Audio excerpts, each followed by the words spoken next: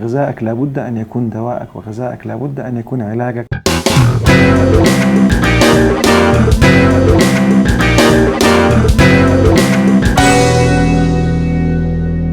أهلا وسهلا بحضراتكم جميعا. النهاردة هنتكلم عن حاجة مهمة جدا، يمكن كتير من الناس ما تتخيلش إن هي دي سبب من أسباب مشكلة بيعاني منها كثير من الرجال، وهو مشاكل الضعف الجنسي. هل التغذية مسؤولة عن إحداث بعض هذه المشاكل؟ الإجابة نعم، والدليل على ذلك أن أنواع كتير من المرضى اكتشفنا أن عندهم مثلا زيادة في الكوليسترول أو الدهون الدم الثلاثية.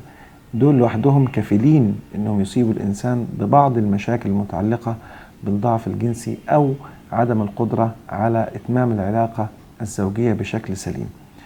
الحاجة الثانية اللي هي متعلقة برضو بالأكل ومتعلقة بالتغذية، اللي هو الإفراط في تناول السكريات بالنسبة لمريض السكر، والإفراط في تناول النشويات بالنسبة لمريض السكر. الاثنين ممكن يؤدوا إلى تراكم السكر في الدم، سواء كان هو عارف أنه مريض السكر أو مش عارف، ما بيعملش تشيك اب من فترة لأخرى. فبالتالي قد يكون هذا عاملا مهما جدا لارتفاع السكر في الدم، وبالتأكيد ضرر بالغ على عدة أجهزة مهمة في جسم الإنسان، من أشهرها الكليتين، ومن أشهرها العينين، ومن أشهرها التأثير المباشر السلبي على قدرة هذا الشخص على الانتصاب وإتمام العملية الجنسية الزوجية بشكل سليم. فبالتالي غذائك لابد أن يكون دواءك، وغذائك لابد أن يكون علاجك لحياة صحية ولسلامة جسمك وأجهزتك لأطول فترة ممكنة، زي ما ربنا صنعها في أحسن تقويم.